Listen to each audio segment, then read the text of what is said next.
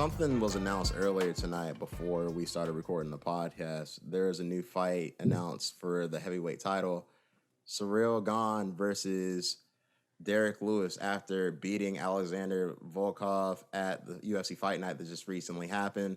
They are now setting up an interim heavyweight title. What do you guys make of this? So what's up with what's the deal with Francis? What's up with them? I don't know. It's a good question. So as we're talking about this, I'm actually seeing that Francis Ngannou and Dana White's agent, they're actually in a heated exchange on social media about this interim heavyweight title. Really? Now I'm not I can't read everything because it's actually a long message from Francis' agent, and Dana White says an expletive. So here's it sounds like more or less Dana couldn't strong arm Francis into something. So Dana, hey, if you don't want to play my ball, fuck you. And this is how it's going to run because it's his show at the end of the day. Now, I think next week we can divulge and break this down more. But since we've already done a whole show, for the sake of time, I will say the reason why this fight has been made seems like a behind-the-scenes issue between Francis' team and Dana White.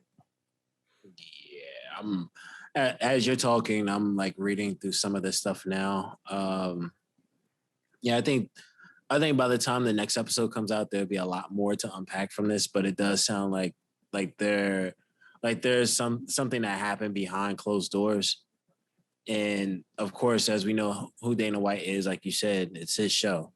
This show doesn't stop for one person. So except for Conor. I mean, that train's running dry almost just about. If Dustin knocks him out again, which he very well can, the train is over. Yeah, Dana White will be like, hey, Conor, we had a great run. It was like Hulkamania in the 80s. It's over. So, but Conor DS3, man.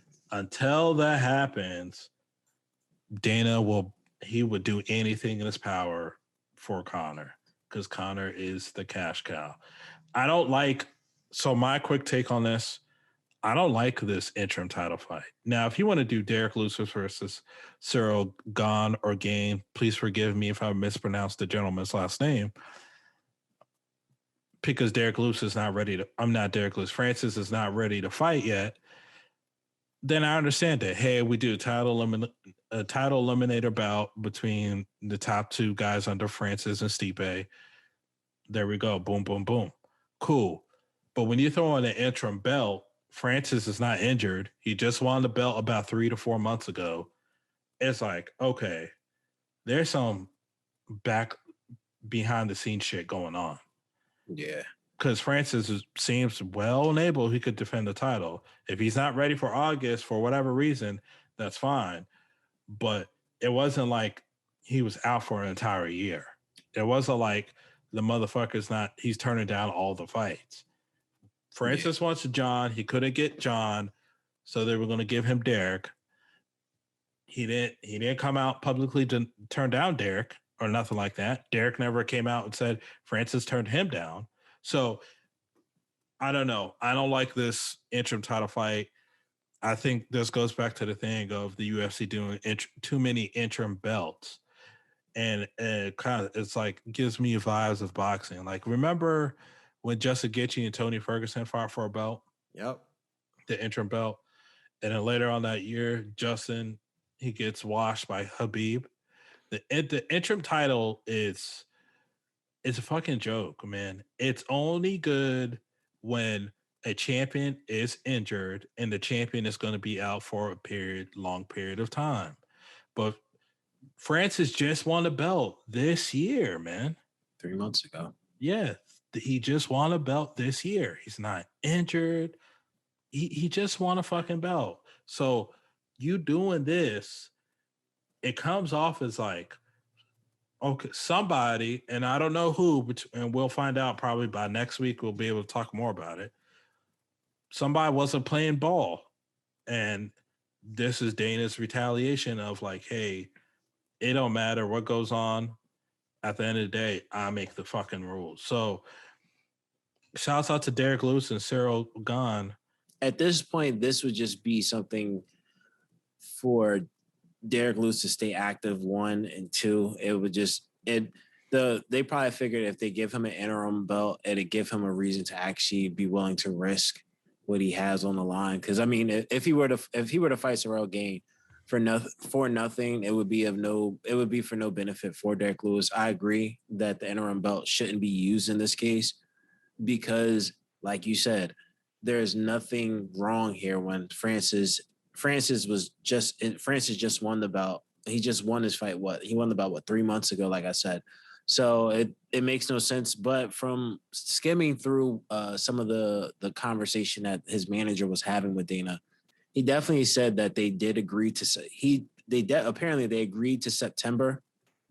And I don't know what this means, but he did say something about, I told you why Francis couldn't do any time earlier, and you know that.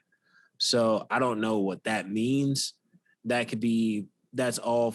It's very ambiguous of a statement to really pinpoint what exactly that means. But I'm quite sure more will come out about this. I think I don't know. I think at the end of the day, and that is one of the beauties of the UFC. Unfortunately, this situation happened.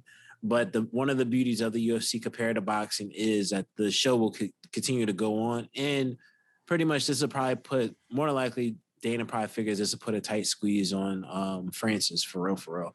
Because at the end of the day, if you have a healthy champion and you have a healthy interim champion and they won't fight each other for some of reasons behind closed doors that has nothing to do with the interim champion, more than likely Francis won't have the belt that long if this lasts too much longer. I think I see where you're heading at, and this might be a strong arm tactic from Dana to be like, hey, Francis, you fight who I want you to fucking fight, or I'm just going to crown a new champion. Exactly. And I feel like if he strips Francis for the belt for any reason, as long as Francis is not ducking, and it sounds like right now that he is not ducking, he's just asking to fight in September instead of August, which is what, 1 fucking month from a guy who just won the belt 3 months ago. But okay, if they strong arm Francis or strip him, I just think like, hey, it's going to be very alarming. And I think a lot of people should open their fucking eyes like, hey, this situation is wrong. Yeah, now if this situation happened, I think that it shows like, hey, they're doing this just because they don't feel like. I think that will be the biggest indicator of this money issue. You know what I mean? Yes. Like, and I don't think it's necessarily all about money, but that there's no way in hell that Francis Ngannou should be stripped of the belt. He's not injured. He's ready to fight. It doesn't seem like they should do this. If they do it, then essentially like they're saying, hey, whatever you're asking for is too much, or we just don't feel like paying you. Whether it's about John or not, it doesn't seem like he's trying to turn down a fight forever. So there should be no reason why this is so difficult. You know what I mean? I don't think he's asking for Conor money either. No, I don't think so neither. But Ariel Helwani said something today about this incident. He was like, Francis Ngannou only had one fight from like 2019 to 2020 that lasted 20 seconds. That's when he brutally knocked out Rosenstrike. When he collapsed his body and shit. And Francis was calling for an interim title fight because nobody knew when Stipe was going to be ready. At the time, Stipe still haven't fought. He didn't fight till like 6-7 months later when he got knocked out by Francis. So I look at it as like, if you couldn't give him an interim title fight for that, but you make an interim title fight for Derrick Lewis and Ciryl Gane and Gane, then I think like there is some strong arm politics going on that we don't know because we're not in the rooms when they're discussing these fights and the contract negotiations. But on the outside looking in, something fishy is going on and something does not make sense. And of course, the UFC broadcasts and publicly, they're not going to talk about it. But the fans who follow the sport, that tunes in to what goes on with these fighters outside of the cage, we know, like, hey, something is going on and something fishy, something smells. I agree. I agree with everything that we're saying. And I just playing devil's advocate here, right? From the conversations that we've had before, when it comes to boxing, do you feel as though if this is a strong arm tactic by Dana, should this be something that we should applaud to some degree just because of how we know? And granted, it's a little different because of boxing with divisions, but in the terms of with boxing where we don't get the fights we want because fighters hold out for whatever reason, or there's too much negotiation going on and behind the scenes that eventually we get the fight we want, it doesn't come until later. Good question, by the way. I think that was a really good question. It is. I think without getting too far into it, I think if it's about, it really depends on what the reasoning is. You know what I mean? Because a lot of these UFC fighters, I'll speak for UFC because since we're talking about it, they do deserve to get paid more money. So I can't necessarily fault Francis or John for asking for more money. Now, I don't think that's the full story. You know what I mean? And I don't think it's necessarily right to strong arm anybody into any situation, but at the same time, this is business at the end of the day, and they have a business to run. So if it's about a couple months, something's up. This just isn't right. You know what I mean? It seems like it's a little bit deeper than what we know right now. Yeah, I think we should applaud Dana, but in this situation, we shouldn't. Why we should applaud Dana overall, generally speaking, is, hey, he's going to force people to fight. You're the champion. We're going to force you to fucking fight. Yes, there's some exceptions like Conor, Habib, blah, blah, blah. But 9 times out of 10, the best is fighting the best in the UFC, or I should say 8 times out of 10. Yeah. 8 times out of 10. The best is fighting the best in UFC.